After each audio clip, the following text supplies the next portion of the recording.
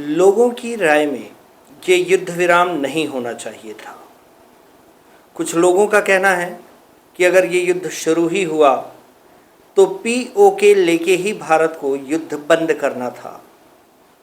कुछ का कहना है कि ये युद्ध विराम नहीं, भारत की हार है, मोदी की हार है। और कुछ तो इस युद्ध विराम और युद्ध की तुलना 1971 के युद्ध से करते हैं। वो युद्ध जब भारत की तत्कालीन प्रधानमंत्री श्रीमती इंदिरा गांधी, जिन्होंने तत्कालीन अमेरिका के राष्ट्रपति रिचर्ड निक्सन को अनदेखा कर उन्हें आड़े हाथों लिया और उनके न चाहते हुए भी पूर्वी पाकिस्तान को बांग्लादेश के रूप में एक स्वतंत्र देश के रूप में स्थापित किया। ये युद्ध ऐतिहासिक था। ऐसी तुलना इसलिए की जा रही है क्योंकि लोगों का मानना है, और ये सत्य भी है, कि अभी हाल जो युद्ध पाकिस्तान से हम लड़े उसमें युद्ध विराम की मध्यस्थता अमेरिका के द्वारा तय की गई, अमेरिका के द्वारा की गई। और ये चीज़ बहुत से लोगों को नागवार गुजरी। वो लोग जो मूल्यों को, जो राजनीतिक मूल्यों को, अंतर्राष्ट्रीय मूल्यों को बहुत बारीकी से नहीं समझते, उनके नज़रिए में ये युद्ध विराम भारत सरकार की, मोदी सरकार की एक कायरता है। खैर, जो भी हो, 1971 के युद्ध से इसकी तुलना करना गलत है, सरासर गलत है। कारण ये है कि हर युद्ध, चाहे वो एक ही देश से क्यों ना हुआ हो, सारे युद्धों के कारण और परिणाम में भिन्नता होती है, एक डिफरेंस होता है, एक वेरिएशन होता है। कारण ये कि समय हमेशा एक सा नहीं रहता और स्थिति हमेशा एक सी नहीं रहती, इसीलिए परिस्थितियां बदलती रहती हैं। तो एक ही देश से युद्ध क्यों ना हो, उसके कारण और परिणाम भी बदलते रहते हैं। अब यहां पे चूंकि 1971 के युद्ध की बात शुरू ही हो गई, तो कुछ तो इस पे चर्चा होनी चाहिए कि 1971 का युद्ध था क्या। क्योंकि ये शगुफा तो कुछ लोगों ने छोड़ा है। अब चूंकि बात निकली है तो फिर दूर तलक जाएगी। और जी हाँ साथियों, आप डायलॉग 36 पे हैं और मैं हूं अनुकूल द्विवेदी। तो 1971 का जो युद्ध था वो कुछ ऐसा था कि एक महत्वाकांक्षी प्रधानमंत्री की महत्वाकांक्षा को पूर्ण करने के लिए पाकिस्तान, जो कि देश की आज़ादी के समय 14 अगस्त 1947 को स्वतंत्र हुआ, 2 मुस्लिम बाहुल्य क्षेत्र, एक पश्चिमी पाकिस्तान जो वर्तमान में यथावत है और एक पूर्वी पाकिस्तान जो कभी 1971 के पहले बांग्लादेश हुआ करता था। तो पूर्वी पाकिस्तान को पाकिस्तान से अलग करके इंदिरा गांधी की सरकार ने 1971 में बांग्लादेश बना दिया। यह युद्ध हमारे रणबांकुरों ने, हमारे सैनिकों ने बहुत, general Manekshaw, army chief general Manekshaw के नेतृत्व में बड़ी वीरता से लड़ा। पाकिस्तान को दांतों तले उंगलियां दबानी पड़ी। 93,000 उनके सैनिकों ने आत्मसमर्पण कर दिया। हार के बाद हमारी सेना लाहौर तक पहुंच गई। कई ऐसे फोटोज और फुटेज हमें प्राप्त होते हैं जहां हमारे सैनिक लाहौर में बैठ करके हुक्का पीते हुए दिखाई दे रहे हैं। इसका मतलब ये था कि हम लाहौर तक पहुंच चुके थे। और ये जो परिस्थिति बनी, जो भी ये युद्ध हम जीत गए। कहाँ? रणभूमि पर। लेकिन आप इस बात पे गौर कीजिए, इस बात पे थोड़ा ध्यान दीजिए कि युद्ध में इतनी भयंकर सफलता के बावजूद भी, इतनी पूर्ण सफलता के बावजूद भी, शर्तों में कैसे हमने बिना किसी विजयी शर्त के, हमारी तरफ से बिना कोई शर्त के पाकिस्तान के 93,000 सैनिक भी हमने छोड़ दिए, हमने लाहौर भी छोड़ दिया। आखिर क्या ऐसा कारण था कि इस युद्ध में जीतने के बाद पीओके को प्राप्त करने का एक स्वर्णिम अवसर हमने खो दिया? यहां तक कि उनके 93,000 सैनिकों के बदले हम अपने 55-60 सैनिक नहीं छुड़ा पाए। कभी इस बात पे गौर किया कि यह युद्ध हमने रणभूमि में तो जीता, लेकिन शर्तों के टेबल पर हार गए। कुल मिलाकर परिणाम हमारे पक्ष में नहीं रहा। कहा जाता है कि खोदा पहाड़ निकली चुहिया। इस युद्ध में पहाड़ खोदने के बाद हमें चुहिया भी नहीं मिली। तो इस युद्ध में हम जीते या हारे, इस पर हमें विचार करना होगा, क्योंकि रणभूमि में जीत को, वर्तमान में जो युद्ध की प्रकृति है, उस प्रकृति के आधार पर रणभूमि में हुई जीत को हम जीत नहीं कह सकते तब तक जब तक हारे हुए देश पर हम अपनी शर्तें अपनी इच्छा के अनुसार ना लाद दें। नहीं तो फिर क्या मतलब आपकी जीत का। अब ऐसा क्यों नहीं हुआ? जब इस पर हम गौर फरमाते हैं तो एक जो और बारीक तथ्य हमारे सामने निकल कर आता है वो ये है कि 1971 के युद्ध में कहीं ना कहीं पाकिस्तान का मुखौटा लगाकर अमेरिका भी हमारे विरुद्ध लड़ रहा था। और ये हार केवल पाकिस्तान की हार नहीं थी, ये हार अमेरिका की भी हार थी, अप्रत्यक्ष रूप से। यदि आप बहुत बारीकी से इसका अध्ययन करेंगे तो आपको पता चलेगा। अब चूंकि अमेरिका की हार थी, और उस समय और आज भी और उसके पहले भी अमेरिका इतना पावरफुल देश है, इतना शक्तिशाली देश है, और 1992 के बाद से तो एक ध्रुवीय विश्व चल रहा है केवल अमेरिका के नेतृत्व में। ऐसे में हम ये कहना, ये क्यों ना कहें कि कहीं ना कहीं 1971 का युद्ध जीतने के बाद भी संधि में पाकिस्तान के साथ जो हमने संधि की उसमें अमेरिका की दखलंदाजी नहीं थी। ऐसा कैसे हो सकता है और हम ऐसा कैसे नहीं मान सकते, जबकि हम इस युद्ध के परिणाम पूर्णतः देख रहे हैं कि बावजूद इसके कि हमने उनके 93,000 सैनिकों को आत्मसमर्पण कराया, हमारी सेना लाहौर तक पहुंच गई, रणभूमि पर हमारी जीत में तनिक मात्र संदेह नहीं था, बावजूद इसके पाकिस्तान से हम जीत का एक छोटा सा हिस्सा भी ना ले सके।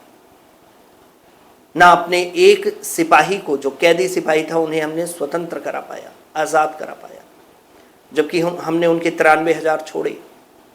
तो ये चीज़ कहीं ना कहीं उस युद्ध के परिणाम पर एक प्रश्नवाचक चिन्ह लगाती है। क्या हम छाती चौड़ा करके कह सकते हैं कि 1971 का युद्ध हमने जीता? हाँ, बिल्कुल, रणभूमि में हमने जीता, लेकिन ऑन द टेबल हम ये युद्ध हार गए। तो युद्धों का परिणाम रणभूमि पर नहीं निकलता, इस बात से निकलता है कि आपकी शर्तें कितनी आपके लिए अनुकूल हैं और आप इन शर्तों के माध्यम से उस हारे हुए देश को कितना मजबूर कर सकते हो। इस मामले में हम शून्य रहे 1971 के युद्ध में।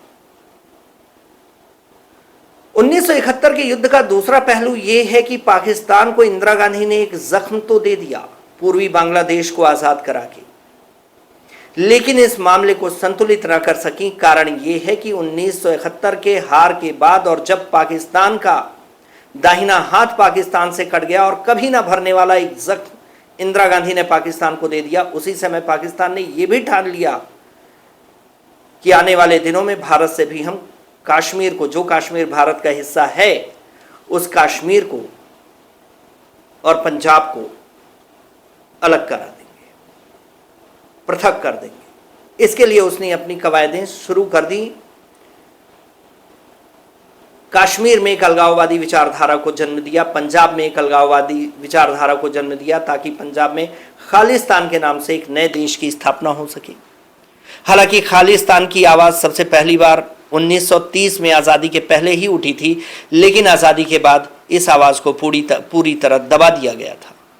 लेकिन चूंकि पाकिस्तान के पास एक अच्छा मौका था इस चिंगारी को हवा देने का, उसने भरपूर हवा दिया और इसके बाद शुरू होती हैं भारत में आतंकवादी घटनाएं, ऐसी आतंकवादी घटनाएं जो 1971 के पहले कभी नहीं हुई। हमें क्या जरूरत थी किसी के फट्टे में टांग अड़ाने की? अगर पूर्वी पाकिस्तान ही रहता, बांग्लादेश ना बना होता, तो आज शायद पाकिस्तान से हमारे संबंध अलग होते, क्योंकि पश्चिमी पाकिस्तान को पूर्वी पाकिस्तान में शासन और नियंत्रण करने के लिए भारत की आवश्यकता पड़ती ही। वो सुविधाजनक मार्ग पाकिस्तान के लिए भारत में ही था, जिससे वो पूर्वी पाकिस्तान पर आसानी से नियंत्रण स्थापित कर सकता था। हम चाहते तो एक बहुत अच्छी संधि के माध्यम से पाकिस्तान पर नियंत्रण रख सकते थे, लेकिन दूरदृष्टि के अभाव में हमने ये मौका खो दिया और बांग्लादेश को आज़ाद करा के हमने कोई बहुत अच्छा मित्र नहीं बना पाया, बल्कि और एक दुश्मन हमने अपने लिए खड़ा कर लिया। तो दूरदृष्टि के अभाव में ये युद्ध 1971 का मैं समझता हूं कि भारत के लिए दुर्भाग्यपूर्ण रहा।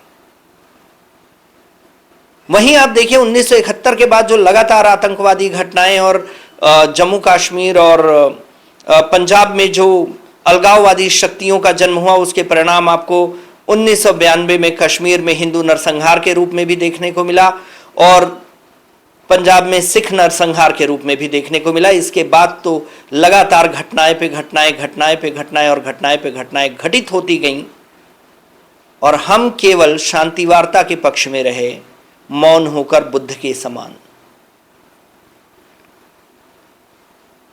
शास्त्रों के अनुरूप, चूंकि भारतीय दर्शन में युद्ध शांति स्थापना का अंतिम विकल्प है, इसके पहले वार्ता और संधियां होती है। हमने भरसक कोशिश की, हमने कड़ी निंदाएं की, कड़े मजम्मत किए, लेकिन इन लगातार किए गए मजम्मत के बाद अब मरम्मत का समय आ चुका है कि इस देश का एक दुरुस्त मरम्मत हो और हम इनकी जो आतंकवादी की चुल्ल है उसको खत्म कर सकें, any how, anyway, at any condition. और इसकी शुरुआत इस युद्ध से हो गई, जिसकी वर्तमान में निंदा की जा रही है कि क्यों इस युद्ध को एक युद्ध विराम के साथ बंद कर दिया गया। देखिए, बंद करने के पीछे एक कारण है। एक तो ये जो पाकिस्तान में न्यूक्लियर लीकेज हुआ, ये बहुत बड़ा कारण था इस युद्ध को बंद करने का, ताकि एक परमाणु त्रासदी से एक देश की रक्षा की जा सके। युद्ध अपनी जगह है, लेकिन अंतरराष्ट्रीय मूल्यों की अवहेलना हम नहीं कर सकते। पाकिस्तान को समय चाहिए कि किसी भी तरीके से वो अपने देश में जो एटॉमिक लीकेज हो रहा है, उसके परमाणु भंडार पे जिस तरीके से ब्रह्मोस दागा गया और वहां पे एटॉमिक लीकेज शुरू हुआ, ये मानव समुदाय के लिए दुर्भाग्यपूर्ण हो सकता था। एक बड़ा कारण ये था। दूसरे, जिस प्रकार से भारत ने अमेरिका के फाइटर जेट्स और कई देशों के अस्त्र शस्त्रों को निष्फल कर दिया अपने आक्रामक आक्रमण से, ये कहीं ना कहीं अमेरिका को चुभ गया। और अभी भी आप इस चीज को ध्यान रखिए कि अमेरिका या रूस जैसे बड़े देश यदि किसी युद्ध विराम के लिए बोलें तो कोई भी देश इस बात को ठुकरा नहीं सकता, खासकर भारत बिल्कुल नहीं, क्योंकि हमारी अर्थव्यवस्था, राजनीति का स्थिरता ऐसी है कि हम इस प्रकार के अंतर्राष्ट्रीय निर्णय केवल और केवल अपने बल पर नहीं ले सकते। देखिए, एक युद्ध में जीत या हार का परिणाम तभी निकल सकता है जब उन देशों में से कोई एक विकसित देश हो। भारत और पाकिस्तान दोनों ही विकसित नहीं है। भारत विकासशील है और पाकिस्तान एक पिछड़ा हुआ देश है। भारत के अपने लक्ष्य हैं। भारत को विकास की सकारात्मक चरमोत्कर्ष को प्राप्त करना है। भारत को अपना एजुकेशन डेवलप करना है, हेल्थ डेवलप करना है, सड़कें डेवलप करनी है, ज्ञान विज्ञान के क्षेत्र में तरक्की करना है। और तो और हमने लक्ष्य बना रखा है इस अमृतकाल में 2047 तक हम भारत को विश्व का शीर्षस्थ देश हर पहलू से बनाएंगे। पाकिस्तान के पास है ही क्या? पाकिस्तान के पास कौन सा ऐसा लक्ष्य है जिसके लिए वो शांति की कल्पना भी कर सके? यही कारण है कि युद्ध विराम को लेकर हमें सोचना पड़ा। हमारे सामने प्रायोरिटी इस बात की ज़्यादा है कि भारत का विकास होना चाहिए। आज हमारा पोटेंशियल, हमारा राजनीतिक मनोबल, हमारा पैसा अगर युद्ध में लगे तो कहीं ना कहीं हम विकास के मार्ग पर फिर पिछड़ जाएंगे। और जिस विकास की परिकल्पना हमने 2047 तक के लिए साध रखी है, शायद वो तिथि और आगे सरक जाए, और ऐसा हम नहीं चाहते कि भारत के विकास के मार्ग पर कोई भी रोड़ा आए। हम पाकिस्तान के अस्तित्व की अवहेलना नहीं करते, हम पाकिस्तान के अस्तित्व को नहीं नकारते। पाकिस्तान को भी बराबर हक है कि वो अपने देश की संप्रभुता, सीमा और अखंडता की रक्षा करे। हमें तो बस गारंटी चाहिए कि सीमा पर शांति रहे और देश में आतंकवादी घटनाएं ना हो और भविष्य में POK हमें मिल जाए। और दोस्तों, ये तभी संभव है जब हम एक विकसित राष्ट्र बन पाएंगे। अन्यथा यदि युद्ध में हम लिप्त हो गए तो हमारी सारी स्वर्णिम संभावनाएं विकास की धरी रह जाएंगी। ऐसा ही हमारे पड़ोसी देश भी चाहते हैं और ऐसा ही विश्व भी चाहता है कि भारत का विकास ना हो, ताकि भारत को हमेशा उत्पादों के लिए विदेशी बाजार पर निर्भर रहना पड़े भारतीय ग्राहकों को। तो हम सब एक होकर मिलकर देश के विकास की कामना करते हैं और इस अमृतकाल में हमारे देश को एक विकसित राष्ट्र, एक स्वर्णिम देश बनाने की शपथ लेते हैं। इसी के साथ जय हिंद, वंदे मातरम।